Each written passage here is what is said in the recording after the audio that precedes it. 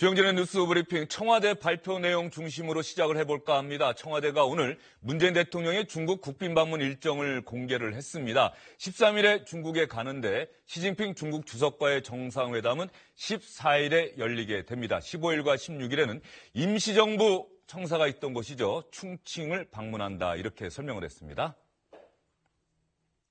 한중 수교 25주년이 되는 해에 이루어지는 문 대통령의 이번 국빈 방문은 12월 14일 목요일 오후에는 인민대회당에서 개최되는 공식 환영식에 참석하는 것을 시작으로 국빈 방문 중에 중요한 공식 일정을 시작할 예정입니다.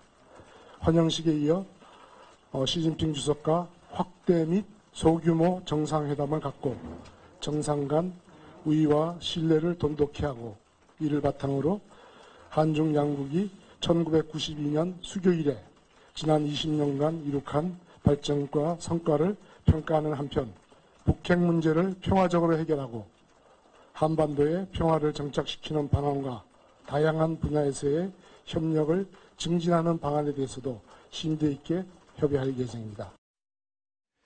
차명진 전 국회의원, 양문석 공공미디어연구소 이사장, SBS 윤춘호 논설실장 나와 계십니다. 어서 오십시오. 안녕하십니까. 남관표 국가안보실 2차장이 설명은 쭉 했습니다만 어쨌든 간에 시진핑 중국 주석과의 정상회담에 관심은 집중되어 있는 거 아니겠습니까? 그렇습니다. 이제 14일 날 주요 일정들이 예정이 돼 있는 거예요. 인민대회당에서 공식 환영식을 하고 그다음에 이제 단독 정상회담, 확대 정상회담을 갖는 것이 지금 공식적으로 발표가 돼 있고요. 그다음에 지금 문재인 대통령의 방중은 지금 국빈 방문 형식이라고 발표가 돼 있지 않습니까? 네. 그렇게 보면은 오늘 발표하지 않은 그런 약간 깜짝식 그런 의전도 준비돼 있지 않을까 예상을 해볼 수 있을 것 같고요. 트럼프 미국 대통령 우리나라 국빈 방문할 때 그런 게 좀 있었는데 우리나라와 중국 사이에도 그런 깜짝 일정 이런 것들이 가능할까요? 일단 13일 일정이 지금 발표되지 않은 부분이 있고요. 13일 일정이 그다음에 이제 15일 날 이제 1박 2일 일정으로 충칭을 가지 않습니까? 예. 충칭을 가면 거기에 이제 수행하는 중국 측 인사들이 있지 않을까 예상을 해보는데 어쨌든 관심은 14일 날 이제 확대 정상회담이죠.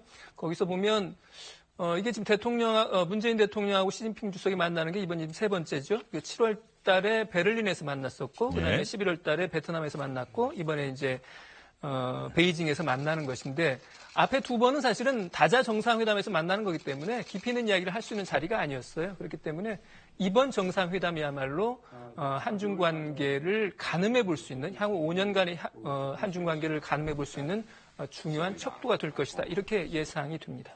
일단 차명진 전 의원님, 사드 문제가 역시 사드 배치 결정 이후에 냉각됐던 한중 관계 아직까지도 이런저런 관계복원의 신호가 보인다 이런 얘기는 나오고 있습니다만 아직까지도 좀 관계복원이 예전 같지는 않다라고 하는 얘기가 많은데 이번 한중 정상회담에서 그게 풀릴 수 있을 거로 보십니까?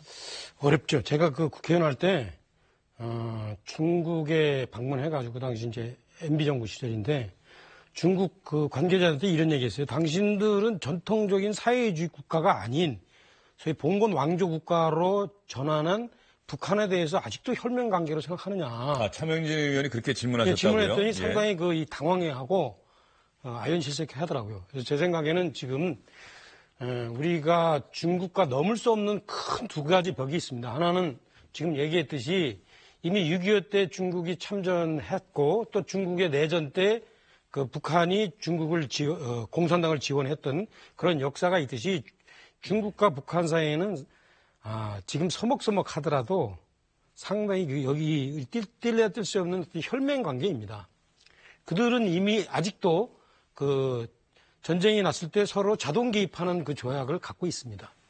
이것을 우리가 무시할 수는 없습니다. 그래서 제가 볼 때 이제 국내에서 많은 분들이 중국한테 북핵을 어떻게 좀 저지하기 위해서 원유를 좀 끊었으면 좋겠다라는 요구를 하는데 저는 이게 좀 난망하다 보고 또 하나 두 번째 벽은 중국은 한국에서 미군이 움직이는 것을 자기네 본토를 겨냥한 견제용이라고 생각합니다. 우리는 아무리 사드가 북핵을 겨냥한 거 하더라도 중국은 아마 사드가 자신들의 심장을 겨눈다는 생각을 떨쳐버리지 못할 겁니다. 따라서 이 두 가지 큰 벽이 있기 때문에 방금 말씀하신 대로 현재 문재인 대통령이 시진핑과 만나서 그분들이 아무리 리더십이 탁월하다 하더라도 이 두 가지 벽을 넘기는 제가 볼 때는 어렵다.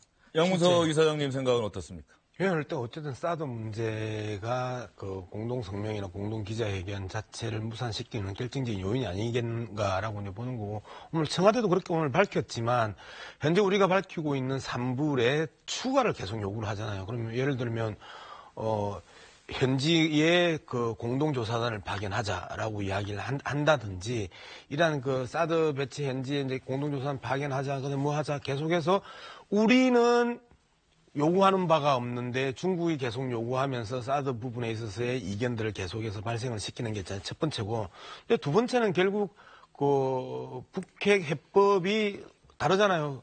문재인 대통령 같은 경우에는 대화의 장에 나와서 1단계 핵 동결, 2단계 핵 폐기라는 단계적인 그 입장을 보이고 있는 반면에 시진핑 같은 경우에는 쌍중단을 이야기를 한단 말이에요. 그러니까 더 이상 그 핵미사일 도발을 중단시키고 한미연합 그 군사훈련을 중단시키는 이 쌍중단을 그 1차적인 기본 해법으로 던져놓고 있기 때문에 공개된 뚜렷한 해법에 대한 차이들을 공동성명에서 담을 수 있겠느냐. 어쨌든 공동성명을 하면 뭐 인적 교류부터 그 산업이나 서비스 교류의 활성화 부분들을 다 한다 하더라도 사드 문제를 담지 않고 공동성명이 나올 수가 없는 상황인데, 굳이 이견을 가지고 있는 북핵 해법이나 사드 문제를 공동성명에 담음으로써 서로 합의하지 못하는 부분을 드러낼 필요가 있겠느냐. 그러면 오히려 대한민국은 대한민국대로 불편하고 중국은 중국대로 불편하고 각각의 내치의 불편함들이 있기 때문에 공동성명을 안 하는 게 양국의 이해에 걸맞는 거다. 이렇게 지금 정리를 하고 있는 것 같아요. 예, 청와대 설명은 그런데 말이죠. 어쨌든 간에 적어도 다른 나라도 아니고 중국의 정상과 우리나라 대통령이 만났는데 공동 성명도 발표되지 않는다, 공동 기자회견도 없다. 사실 국민들 입장에서는 왜 그러지 하는 생각 가질 수밖에 없어요. 정확하게 보신 겁니다. 예. 사실은 공동 성명과 공동 기자회견이 없는 국빈 정상회담이라고 하는 것은 이번 한중 정상회담의 성과가 대단히 한계를 가질 수밖에 없다라고 하는 것을 미리 밝히고 나가는 거예요. 그런 점에서 보면 우리 외교로서는 상당히 당혹스러운 것일 수밖에 없고요. 이 점에서는 아쉬운 부분일 수밖에 없습니다. 양문석 위원께서 충실히 설명하셨지만 우리로서는 한중 관계가 지난 10월 31일 날 두 나라가 공동으로 발표했던 관계 개선 내용으로 사드 문제가 일단락되고 문재인 대통령의 연말 그 중국 방문을 통해서 중국과의 관계를 한 단계 업그레이드하는, 그래서 북핵 문제의 중요한 돌파구를 여는 계기로 삼으려고 했던 게 사실이거든요. 그러니까 그런 목표는 사실상 굉장히 어려워졌다는 점에서 아쉬운 점이 많을 수 있고요. 다만 이런 점은 하나 좀 기대할 수 있을 것 같습니다. 문재인 대통령의 이번 중국 방문에서 기대할 수 있는 것은 평창 올림픽을 평화 올림픽으로 만드는 것, 이것이 가장 중요한 목표일 수 있을 것 같아요. 예를 들면 시진핑 주석 내지는 시진핑 주석이 버금가는 인물의 평창 올림픽 기간의 방문이랄지 이런 걸 통해서 이른바 그 북핵 위기로 평창 올림픽에 대한 그 안전 문제가 지금 제기되고 있지 않습니까? 그런 것을 떨치고 평창 올림픽을 평화 올림픽으로 만들겠다고 하면, 그리고 그런 것에 대한 가시적인 성과가 있다고 하면 공동성명이나 공동기자회견이 없다 하더라도 상당한 성과를 거둔 것을 볼 수 있을 텐데, 그 부분에 대한 결과가 어떻게 나올지도 한번 지켜봐야 될 것 같습니다. 어떻습니까? 차명진 의원은 지금 여기에 대해서 할 말씀이 좀 많으실 것 같아요. 오늘 그 양문석 소장하고 상당히 의견이 같네요, 제가. 예. 그래서 일전하게 양문석 소장이 예컨대 공동 성명을 위해서 중국이 요구하는 쌍중단까지 문재인 대통령이 받을 수도 있지 않느냐 이런 얘기를 할 줄 알았는데, 그런 부분에 대해서 절대 받을 수 없고 그것이 이견이 있기 때문에 공동성명까지 갈 수 없다라고 얘기하는 건 저는 잘 얘기했다. 우리가 공동성명이라는 그런 형식에 매달리다 보면 실제 감당할 수 없는 그런 문제가 의제에 오르고, 그 의제가 오를 경우에는 사실은 중국 그 시진핑이나 그 대한민국 문재인 대통령이나 오히려 그로 인한 내치를 감당하기 저는 어려웠을 거다. 차라리 서로의 이견을 그냥 접어두고 지금 노조 시장님께서 말씀하셨듯이 평창 올림픽을 평화적으로 치르기 위한 어떤 중국의 협조 이런 것을 구하는 정도가 저는 최대의 성과다. 그 다음에 이제 보이지는 않지만 아마 이제 외국 정상 간에 이런 경우들이 상당히 있어요. 서로가 상대의 입장을 이해해야 한다. 그런 얘기들을 많이 하잖아요. 그래서 중국이 아까 제가 얘기했듯이 구조적으로 어떤 그 남북 관계에서 처한 위치가 있음에도 불구하고 한반도에 지금 한국이 처한 위치 이런 것들을 서로 좀 이해할 수 있는 그런 얘기들을 뭐 이것을 굳이 공동성명 필요 없이 그런 계기로 삼았으면 좋겠다. 저는 그것만 해도 상당한 효과다. 그리고 지금 참 청와대가 제가 볼 때는 오히려 참 영리한 것이 이번에 이런 공동성명이 없다라고 미리 얘기하는 것이 혹시나 중국에 가서 뭔가 큰 거를 대단한 리더십을 발휘해서 큰 거를 얻어올 것을 어떤 기대하게 하는 그런 것을 미리 사전에 차단함으로써 이번 중국 방문의 성과는 뭐다라는 것을 미리 인지시키는 상당히 저는 아주 영리한 어떤 얘기였다 이렇게 보여집니다. 예, 차명진 의원이 청와대에 대해서 좀 비판적인 말씀하실 줄 알았더니 잘 이해하시고 그럴 수밖에 없다. 영리하게 판단했다고 오히려 그렇게 말씀을 해주셨는데 트럼프 미국 대통령 왔을 때 말이죠. 그때도 공동 성명이나 이런 건 없었어요. 네. 공동 언론 발표는 아마도 이번과 똑같은데 다른 것은 딱 하나 있죠. 공동 기자회견을 했다는 것. 네. 그런데 한중 정상회담은 공동 기자회견도 없고 네. 정상회담 끝난 다음에 그러니까 그다음 세리머니는 없는 거예요. 그렇죠. 트럼프 왔었을 때 서울에서도 그랬고 베이징에서도 그랬고 그 공동 성명 없었었고요. 그다음에 기자회견은 뭐 같이 서는데 각각의 다른 내용을 했고 그리고 문재인 대통령이 미국 갔었을 때도 트럼프 대통령하고 기자회견을 같이 했고 트럼프 대통령은 바로 골프 치러 가버렸고 하면서 공동성명이나 공동기자회견에 목을 맬 이유는 없다. 그런데 이제 두 가지 문제는 생각보다 크다라고 이제 저는 보는 게 자꾸 정치 협상과 외교 협상 요 문제에 계속 포커스가 잡혀지면 큰 성과가 없을 수도 있다. 그리고 청와대에서 계속 이야기했지만 신뢰와 우애를 지금 핵심 포인트로 두고 있거든요. 그런데 문제는 5월 9일 날 문재인 대통령이 당선이 되고 나서 한중 관계의 해빙 무드들을 감지했고 그다음에 10월 31일 이 합의를 통해서 한중 관계의 해빙이 될 듯 하면서도 여전히 자동차든 관광이든 한류 콘텐츠든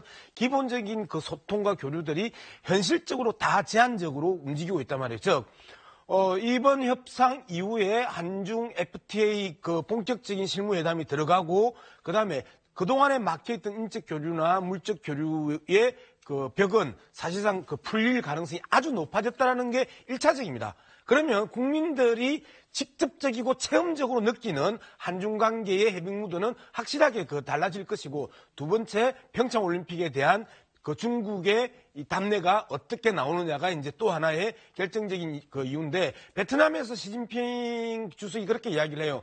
가능한 한 가겠다. 하지만 다른 일정이 불가피하면 다른 식으로 대응하겠다라고 이야기를 했던 부분들 이 부분에 대해서 아마 이번에 결론을 낸다라면 시진핑이 평창올림픽에 만약에 참석한다라면 이 이후의 사드의 문제나 북핵의 갈등들은 현실적으로 묵시적 동의하에서 진행되는 거다라고 이제 봐야 되는 거죠. 예, 알겠습니다. 한중 정상회담 오는 14일에 열립니다. 시진핑 주석이 트럼프 대통령 왔을 때는 자금성을 통째로 비워놓지 않았습니까? 오로지 트럼프 대통령 부부만을 위해서 네. 이번에 국빈 자격으로 방문하는데 문재인 대통령에게도 그만한 대접을 할까 이 생각도 드는데 말이죠. 그만한 대접을 해줬으면 참 좋겠는데 그러기는 어렵겠죠. 외교는 현실이니까요. 다만 앞에서 제가 말씀드린 것처럼 아직 공개되지 않은 일정들이 있단 말이에요. 그런 일정들이 이른바 국빈 방문이라고 하는 표현에 걸맞는 그런 의전이 준비되어 있지 않을까 싶고요. 한 가지만 짧게 하나 말씀드리고 하겠습니다. 뭐냐면 사실은 문재인 대통령의 이번 방문에서 가장 큰 의제 중 하나는 북핵 문제예요. 북핵 문제 관련해서 한중 두 나라가 어느 정도 의견 합의를 보느냐가 하나 있는데 청와대가 지금까지 내년 2월로 예정되어 있는 한미 연합 군사훈련에 대해서 구체적인 언급을 하지 않았어요. 다만 축소나 중단은 없을 거라고 이야기했지만 평창 올림픽이 진행되고 있는데 군사훈련한다? 생각하기 어려울 겁니다. 그 부분 관련해서는 중국과 일정한 의견 조율이 가능할 부분이 있어요. 그러니까 최소한 연기 내지 축소 이런 것들은 검토해 볼 수 있지 않을까 생각합니다. 예, 쌍중단 요구에 부응하는 대답이 될지 어떨지 모르겠지만 일단 이번에 중국 가서 문재인 대통령과 시진핑 주석이 어떻게 의견을 모을지 좀 지켜보도록 하고요. 이번에도 청와대 소식입니다. 대통령 소식은 아니고 비서실장, 임종석 대통령 비서실장 소식인데 청와대가 임종석 비서실장이 대통령 특사 자격으로 아랍에미리트 UAE라고 흔히 신문기사에서는 많이 쓰고 있죠. 레바논 두 나라 방문 중이다라고 공개를 했는데 이상한 것은 가기 전에 발표하지 않고 출발한 다음 날에 그 내용을 기자들에게 공개했다는 겁니다. 임종석 대통령 비서실장은 해외 파견 부대 장병들을 격려하기 위해 12월 9일부터 12일까지 2박 4일 일정으로 아랍에미레이트 연합국 아크 부대와 레바논 동명 부대를 차례로 방문 중입니다. 임종석 비서실장의 이번 특사 방문은 문재인 대통령을 대신하여 중동 지역에서 평화 유지 활동 및 재외 국민 보호 활동을 진행 중인 현장을 점검하고 우리 장병들을 격려하기 위해 마련된 것입니다. 대통령 특사 자격으로 12월 10일에는 모하메드 아랍에미레이트 연합국 왕세제, 12월 11일에는 미셸 아운 레바논 대통령을 예방하는 등 외교 일정도 수행하게 됩니다. 자세하게 박수현 청와대 대변인이 어제 기자들에게 설명을 했는데 기자들이 질문했을 거예요. 왜 가기 전에 발표 안 하고 가고 난 다음에 발표했냐고. 거기에 대한 대답이 있습니까? 뚜렷한 답이 없어요. 좀 이상하지 않습니까? 무슨 비밀 방문도 아닌데. 그러게 말이에요. 특사로 뭐 비서실장 보내는 게 처음 있는 일도 아니고. 그렇습니다. 14년 전에 이제 문희상 실장인데 간 적이 있다고 그러는데 좀 납득이 안 되는 부분이 있어요. 그래서 저는 이런 생각 해보는 게 사실은 밝히고 싶지 않은 일정이었는데 나중에 밝히지 않을 수 없는 드러나서 이게 괜히 더 오해가 커질 것 같으니까 급히 출국 이후에 발표하지 않았나 하는 생각이 들 정도로 거기에 또 그런데 이제 북한과의 뭐 접촉서를 이야기하는데 사실은 거기에서 또 북한 사람을 만나기 좋은 장소 같지는 않아요. 레바논 UAE에는 다 북한 대사관이 있긴 하죠. 대사관이 있습니까? 네, 대사관이 그 나라에 다? 레바논에 있죠. 예. 레바논에 있긴 한데 그렇다고 해서 거기서 북한 사람들을 뭐 비밀 접촉할 장소는 아닌 것 같고 그렇게 시급한 일도 아니었는데 왜 알리지 않고 갔을까? 여러 가지로 좀 의문이 드는 건 사실입니다. 예, 청와대 출입 기자들도 정확하게 좀 취재가 잘 안 되는 것 같아요. 양문석 이사장님 혹시 취재 좀 되셨습니까? 뭐 저라고 취재가 되겠습니까? 예. 현장에 들어가 있는 사람들이 취재가 안 되는데 근데 저 또한 밝히지 않고 간 것. 근데 또 뭔가 있을 것 같은데 청와대가 극구 부인하는 것. 그리고 민항기를 타고 갔단 말이에요. 그 특별한 임무를 띄고 갔었으면 다른 비행기나 다른 교통수단을 이용했을 텐데. 우리나라 국적기 타고 갔다는 예. 얘기입니까? 그 공개적으로 민항기를 타고 갔다고 해서 어느 비행기를 타고 갔는지는 구체적으로 밝힌 바가 없고요. 그 일반 민간 그 비행기 표 끊어서 갔다는 거 아니에요? 그런 측면에서 보면 또 청와대 이야기가 슬쩍 그냥 넘어가 볼만한데 이미 또 국방부 장관 송영무 국방부 장관이 다녀온 데고 그리고 또 지금 가서 대통령이 자꾸 눈에 밟힌다. 지금 이유는 딱 한 가지였거든요. 아크 부대나 동명 부대가 자꾸 대통령의 눈에 밟힌다고 해서 문재인 대통령 시계를 전해주러 갔는데 그거 가지고 국민을 설득하기에는 현실적으로 좀 어렵다라고 봅니다. 그러면 뭔가 그 내용이 있을 건데 그러한 내용들이 이후에 예를 들어 그 북한과 접촉을 하면 남북 관계에 또 다른 그 새로운 장을 열 수 있는 의미 있는 그 미팅이고 출국이었으면 좋겠다. 이런 것 외에 현실적으로 지금 우리가 거기에 대해서 왈가왈부할 내용이 있나라는 게. 예, 지금 화면에 나오는 것처럼 임종석 비서실장이 레바논의 아크 부대인가요? UAE의 아크 부대인가요? 레바논의 동명 부대인가요? 제가 갑자기 매치가 안 되네요. 예. 레바논이 동명 부대고 UAE가 아크 부대인데 현지 장병들 격려 방문해서 문재인 대통령의 친필이 담긴 시계를 선물하는 장면이 나왔는데 어쨌든 좋습니다. 청와대 고위 관계자가 문재인 대통령이 최근 DMZ 방문했을 때 그리고 JSA 장병들 격려하면서 국내에 있는 장병들은 언제든지 격려할 수가 있는데 열사해탕에서 고생하고 있는 장병들 생각하면 눈에 밟힌다. 그래서 대통령의 뜻을 가장 잘 알고 있는 비서실장이 간 거다라고 얘기는 하는데 차명진 의원님 특사라고 하는 건 말이죠. 어쨌든 그 외국에 방문하는 나라의 특별한 행사가 있을 때 흔히 특사를 보내는 거 아닙니까? 대통령이 바뀐다거나 취임식을 한다거나. 그렇죠. 보통. 근데 이번에 UAE나 레바논은 그런 건 없단 말이에요. 그러니까 우리 쪽의 수장이 바뀌었을 때 그것을 알리러 가거나 그쪽의 수장이 바뀌었을 때 그것을 대통령을 대신해서 축하하러 가거나 이런 경우 아니고 또 그쪽에 파견되어 있는 우리 부대원들을 격려하기 위해서 특사가 간 경우는 처음입니다. 그러니까 뭐 과거에 없었다고 또 지금이 또 없으라는 법은 없으니까 예. 예, 뭐 나름대로 상당히 획기적인 발상이다 생각이 드는데 그럼에도 불구하고 대통령께서 중국에 시진핑 만나러 가시고 이런 걸 또 준비하는 일도 상당히 한두 가지가 아니고 그리고 얼마 전에 상당히 이제 우리한테 치명적인 그 인천에서의 그떤 낚싯배 사건도 있었고 이런 상황에서 비서실장께서 굳이 좀 가셨어야 되나 그런 생각이 들어요. 그러니까 이제 사람들이 자꾸 이제 여러 가지 생각을 하는 거예요. 혹시 북한의 어떤 그쪽에 어떤 뭐 아무개하고 밀담을 하러 간 거 아니냐. 옛날에 임태 실장이 그랬잖아요. 그죠? 임태 실장이고 예. 당시 장관 자격으로 갔어요. 장관일 때 갔었죠. 예, 예. 그러니까 또 지금 측근이니까. 예. 예. 그리고 이제 그거 갔다 와서 또 비서실장 했잖아요. 그죠? 예. 예, 그런 생각도 하게 되고 하여튼 뭐 여러 가지 생각이 드는데 저는 뭐 제 추측으로는 이렇습니다. 지금 북한하고 또 특별히 만나봐야 현재 상황에서 뭐 특별하게 오갈 게 있을까? 저는 또 없을 것 같아요. 아까 이 중국과의 관계도 제가 볼 때 뭐 특별하게 리더십이 작용하기에는 너무 구조적으로 한계가 있다. 북한과도 마찬가지예요. 지금 북핵 문제를 볼 때 뭐 대통령 비서실장이 특사로 가가지고 야 우리 진짜 쌍중단하자. 이거는 불가능하다고 보거든요. 예. 현재 상황에서. 그렇다면은 뭔가 제가 볼 때는 오히려 부작위의 자기를 입증하기 위해서 간 거 아닌가.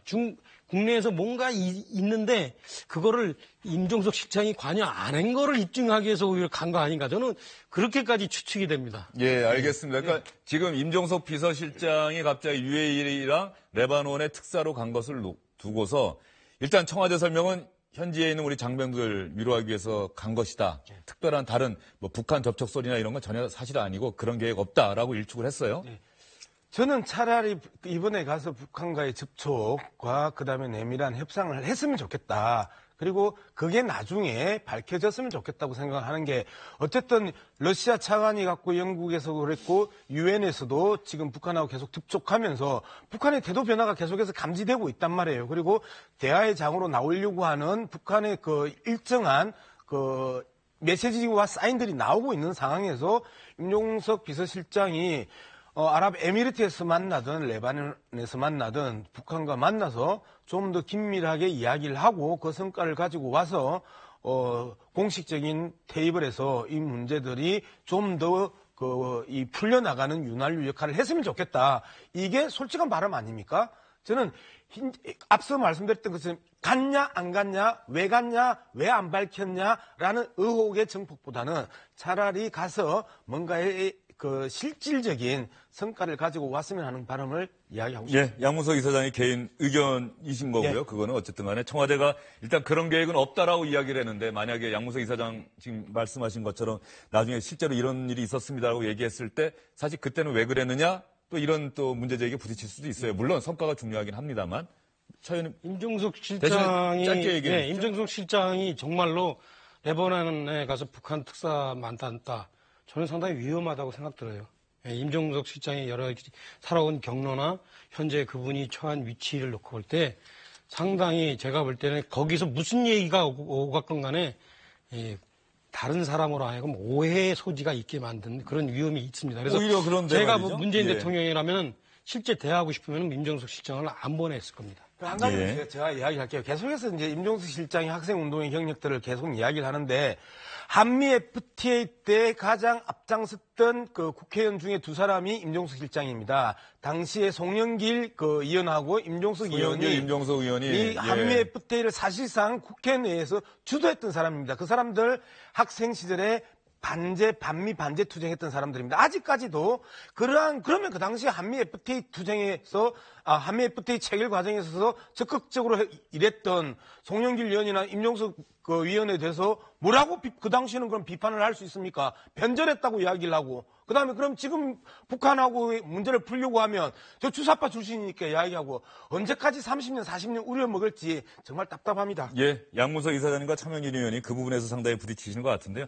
양문석 이사장님 또 오늘 목소리 안 높이신다 그랬는데 조금 올라갔습니다. 그 얘기는 지난주에도 저희가 충분히 다뤘던 부분이고 자유한국당 홍준표 대표와 또 제가 관훈클럽에서 토론에서도 한번 쳤던 주제이기도 하고 홍준표 대표 한번 나오기로 하셨으니까 그때 한번 다시 한번 저희가 이야기를 나눠보도록 하겠습니다.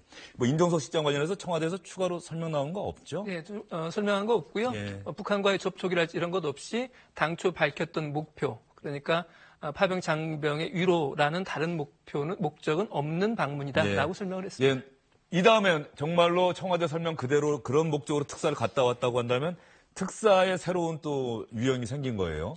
그렇죠? 네네. 그 외국의 방문국의 어떤 특별한 일정을 축하하거나 우리 정부의 새로운 정부의 출범을 알리는 자리가 아니라 우리 국내적인 사정, 우리 파병 장병들을 격려하기 위해서 특사가 갔다.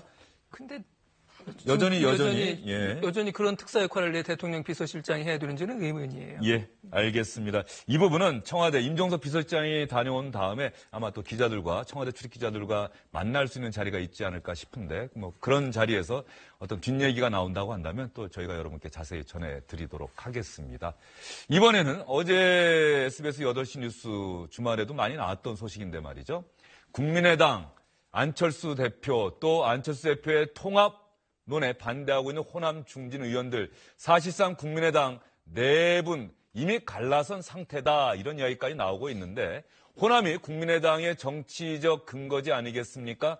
안철수 대표가 지난 9일부터 2박 3일 일정으로 호남을 찾았는데 호남 지역에 안철수 대표를 향해서는 간신배라고 비난하는 목소리가 나왔고 호남의 중진 의원인 박지원 의원은 안철수 대표 지지자로부터 달걀 세례를 받는 일까지 있었다고 합니다.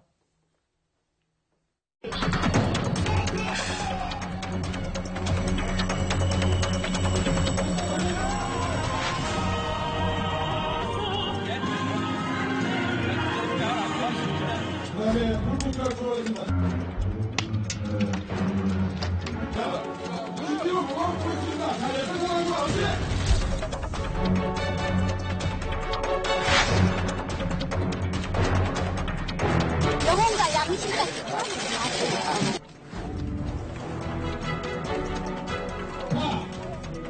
뭐 내가 맞아서 당하니? 무엇이 맞아야 되는 내가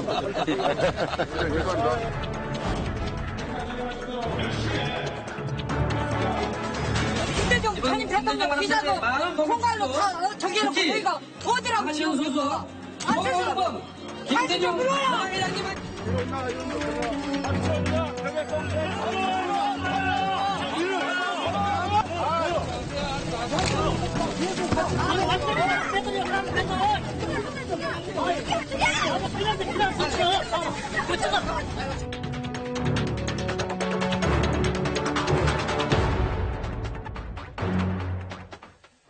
지난해 총선 때 호남 지역을 석권했을 때만 해도 안철수 대표와 호남 지역 의원들 정말 한 식구처럼 참 좋아했었는데 이제는 완전히 남남이 돼버린 듯한 모습입니다. 그렇습니다. 이미 뭐 심리적 분당 상황이라고 이야기를 하는데 심리적인 걸 떠나서 이제 물리적인 분당으로 이제 치닫고 있는 게 아닌가 싶어요. 저는 지금 방금 화면을 보면서 어떤 생각이 들었냐면 분명히 저 당에 국민의당에 희망을 걸고 있는 우리 국민들이 있습니다. 그런 국민들한테 저런 모습은 얼마나 실망스러운 모습일까 하는 그런 생각이 들고요. 또 한편으로는 5년 전에 이른바 새로운 정치를 내세우고 신선하게 등장했던 안철수 대표, 그다음에 어쨌든 DJ의 적자라고 할 수 있는 전 대표의 저런 모습이 정말 지지자들한테는 정말 실망스러운 모습일 수밖에 없다. 그래서 국민의당은 이제 어떤 마지막 종착점을 향해서 치닫고 있다는 생각이 드네요. 예. 옆에 민주당의 우원식 원내대표도 있었고 김대중 전 대통령의 삼남인 김원걸 국민통합위원장도 같이 자리를 했었는데 정확하게 박지원 의원을 겨냥해서 달걀이 날아가는데 박지원 의원 호남에 가서 달걀 맞을 거라고 생각이나 꿈에도 생각 못했을 것 같은데 말이죠. 아니 저 달걀이 안철수 대표한테 날아갔었으면 박 전 대표는 엄청난 비판과 후폭풍에 휩싸일 수밖에 없었을 겁니다. 저 자리가 김대중 전 대통령을 기념하는 마라톤 행사장이고요. 예. 그다음에 목포입니다. 그런 상황에서 그 부분들을 자신과 무관하다 해서 모든 것들을 박 전 대표가 둘러써야 되는 상황이기 때문에 달걀이 안 대표한테 날아갔으면 자기가 온몸으로 막아도 막았어야 하는 저 달걀이었거든요. 예. 그런 측면에서 본다면 의연하게 박 전 대표가 저 문제를 잘 받았다. 그리고 내가 당한 게 낫다라고 했던 부분들은 이제 이 목포에서 일어난 사태에 대해서 또 송구하다고 또 대국민 사과를 페이스북에서 하지 않습니까? 지금 상황에서는 안철수 대표가 어떤 위해나 물리적 폭력 하에 놓이는 것은 사실상 호남계 전반에 치명적인 타격을 입을 수 있기 때문에 정말 안도의 한숨으로 의연하고 싶어서 의연한 게 아니라 정말 안도의 한숨으로 정치적 감각 속에서 나온 발언 아니겠나 저는 그렇게 생각합니다. 저런 상황임에도 불구하고 안철수 대표는 바른정당과의 통합, 정책적 연대 이 의지를 굽히지 않고 있어요. 제가 원래는 아마 이 안철수 대표와 박지원 의원을 비롯한 호남 출신 의원들이 저렇게 싸워도 안 갈라질 거다라고 얼마 전까지는 예측을 했어요. 근데 지금 제 예측을 이제 어긋나게 하는 새로운 현상이 나타나고 있는데 그게 뭐냐?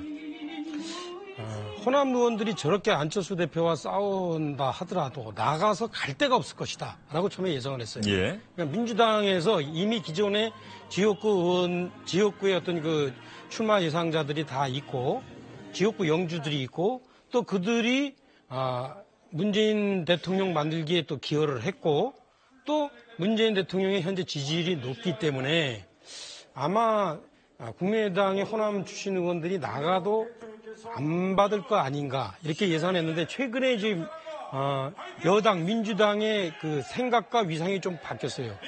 예산을 통과시키고 나니까 이제 입법을 통과를 시켜야 돼요. 그렇죠? 이 입법을 통과를 못 시키면은 소위 말하면 문재인 대통령의 개혁 드라이브는 상당히 이제 지장을 주게 되어 있습니다.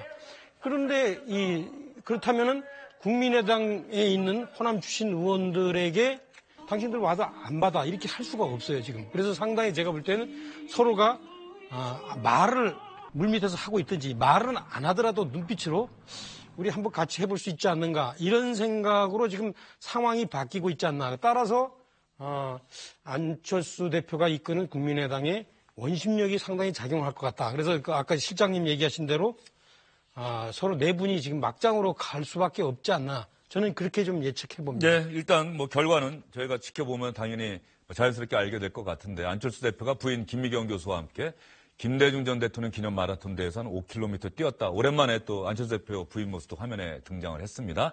안철수 대표, 박지원 의원이 달걀을 맞았고 달걀 맞은 데 대해서 안철수 대표도 그냥 넘어갈 수는 없었겠죠. 지금 화면에 안철수 대표와 부인 김미경 교수가 마라톤 뛰는 모습이 잠깐 나왔었는데 말이죠. 안철수 대표가 박지원 의원 달걀 맞은 데 대해서 뭐라고 얘기했는지 한번 들어보시죠. 목포 행사 중에 박지원 전 대표께 계란을 던진 사람이 있었습니다. 저를 지지한다고 하시는 분께서 하신 행동이라고 하기엔 정말 어울리지 않는다는 말씀 드립니다. 자신이 미워하는 모습에 항의하기 위해 미워하는 정치의 수단을 쓰는 것은 어리석은 행동입니다. 저는 어떤 형태의 폭력적 의사 표현에도 반대합니다. 어제 해프닝으로 당황하셨을 박지원 전 대표 의연한 모습을 보이셨습니다. 최소한 진정으로 저를 지지하는 분들이 그런 행동을 하는 일은 앞으로 없을 겁니다. 위로 말씀드립니다. 지금 안철수 대표 이야기를 들어보면 이제 그런 생각이 좀 듭니다. 저희가 다른 사안도 마찬가지인데 안철수 대표가 5년 전에 새정치를 기출해서 내걸고 등장을 했고 상당히 신선한 충격을 줬는데 지금 시점에서 이제 보면 안철수 대표 새정치 이미지는 온데간데 없다라고 하는데 네. 이런 일이 벌어질 때 말이죠. 흔히 안철수 대표와 호남 중진 의원들 간에 집안 싸움이 벌어지고 있다. 둘이 다 똑같다. 흔히 이렇게 이제 기사가 언론 보도도 나가고 말이죠. 이런 식으로 나가게 되면은 이제 시청자 여러분들이나 많은 그런 기사를 보신 분들은 그렇게 생각하시기가 쉽지 않겠어요. 네. 예, 그런데 이제 안철수 대표는 이번에 박지원 의원에게 달걀을 던지신 분은 저하고는 상관이 없다라고 하는 점을 좀 분명히 하고 싶어 하는 마음인 것 같습니다. 내용 보면. 그렇습니다. 이제 어떻게 보면 안철수 대표로서는 정답을 이야기한 거죠. 모범 답안을 이야기한 부분이 있습니다. 그런데 저는 안철수 대표의 이번 호남 행 자체가 저런 갈등 상황, 저런 폭력적인 상황이 일어날 수밖에 없다고 하는 것을 알면서도 저는 감행했다고 봅니다. 예. 잘 아시는 것처럼 이제 9일날부터 2박 3일 일정 아니었습니까? 근데 그 직전에 박지원 최고위원이 이른바 DJ 비자금과 관련한 그 기사가 나온 또 시점도 사실은 공교로워요. 그렇습니다. 예. 그 직전이란 말이에요. 그렇다고 그러면 호남의 정서를 생각해 보면 김대중 전 대통령에 대한 호남의 정서를 고려하면 안철수 대표의 측근이 그런 것을 제보한 당사자라고 하면 호남에서 가만히 있을 리가 없는 거거든요. 어떤 식으로든 굉장한 격한 반응이 나올 수밖에 없고 그렇다고 보면 뭐 계란 투척 이상의 것도 충분히 예상되는 상황이었는데 그럼에도 불구하고 안철수 대표가 호남행을 강행했다고 하는 것은 자신의 갈 길이 확실하다고 하는 것을 다시 한번 보여준 거라고 생각합니다. 호남에서의 최소한의 지지세만 확인이 되면 일부 지금 반발하고 있는 호남 의원들을 떨쳐내고서라도 이른바 중도 통합이라고 하는 그 정치적 과제에 올인하겠다는 뜻을 이번 일정 자체가 보여준 거라고 생각합니다. 이왕 이 얘기가 나왔으니까 말이죠. 양무석 기자님, 제가 다른 질문을 드릴게요. 뭐 같은 얘기 계속 하는 것보다는 그 박지원 최고위원의 그 DJ 비자금 그 제보 의혹 이 부분이 이제 언론에서 기사가 쓰여졌고 안철수 대표는 최고위원직 사퇴 절차까지 밟고 있고 아무리 10년 전 이야기라고 하더라도 당연히 만약에 그것이 사실이라고 한다면 단호한 조치하겠다 이렇게 이야기를 했단 말이죠. 예, 빠르게 그 처리를 했었죠. 최고위원 사퇴시키고 나하고 친하지 않다라고 이야기를 하면서 이 선긋기를 명확하게 했는데요. 제가 지금 계속해서 이 안철수 대표의 행보를 보면서 입으로 통합이라 하고 마음으로 축출이라 하는 것 아니냐라는 생각을 계속을 합니다. 사실상 바른정당과의 통합이 정치적 효과나 그다음에 기대 효과가 크지 않다라는 건 누구든지 알고 그다음에 통합했었을 때 의석수가 줄었으면 줄였지 확장될 가능성은 없고 그러면 왜 저렇게 계속해서 통합을 이야기하나 했었을 때 호남 중진들을 위한 호남 중진들의 축출을 기본적인 목표로 하고 있는 것 아닌가 저는 이제 그렇게 생각을 합니다. 지난번에도 비슷하게 말씀드렸던 것처럼 문재인 후보와 안철수 후보가 38대 39의 여론조사에 팽팽히 부딪혔을 때 TK에서 이야기했던 박지원 상황론이 터져 나왔고 안철수 대표는 그 부분이 자신의 배인 중에 핵심이라고 판단하는 것 아니냐. 많은 국민들이 안철수 대표가 TV토론 잘못해가지고 지지율이 빠졌음에도 불구하고 그 지점을 계속 놓고 보는 것 아니냐 하나. 두 번째, 어떻게 23개 이상의 의석을 갖고 있는 호남에서 국민의당의 지지율이 4%대를 계속해서 찍고 있냐. 오히려 더불어민주당을 도와줬던 지난 예산국회 끝나니까 1.4%포인트가 상승하냐. 그러면 현재 국민의당 내에 있는 호남계 국회의원들은 안철수 대표 이후에 대권 가도에 전혀 도움이 안 되는 것 아니냐 판단하면서 실제 이들을 축출하고 기본적인 근본적인 물갈이를 시도하는 것 아니냐 이렇게 볼 수 있고요. 그 다음에 이후에 6.13 지방선거 내년에 6.13 지방선거에서도 현재의 당내 갈등들 극대화시키고 사실상 호남계 중진들을 무력화시키고 그다음에 전북도지사, 전남도지사의 공천권을 안철수 대표가 확실하게 쥐고 공천하는 사실상 당의 전일적인 지배 구조를 안철수 대표가 수도권 정당이라고 그랬단 말이에요, 오늘. 근데 여전히 호남 정당이라고 국민들은 안단 말이에요. 그러면 호남에 대한 완벽한 자기 통제력을 갖고자 하는 정치 투쟁의 일환으로서 통합이라는 명분을 사용할 뿐이다. 통합이 전략적 최종적 목표가 아니다. 오히려 호남계 의원들, 중진 의원들의 축출이 기본적인 전술적 목표다. 이렇게 볼 가능성이 높아지는 거죠. 양무석 이사장님 분석에는 국민의당에서 할 말이 좀 많을 것 같습니다. 나중에 국민의당 관계자가 나올 일이 있으면 양무석 이사장님 지금 말씀하신 거에 대해서 제가 질문 한번 꼭 드려보도록 하겠습니다. 오늘 정치권 소식은 이쯤에서 정리하겠습니다. 수고 많으셨습니다.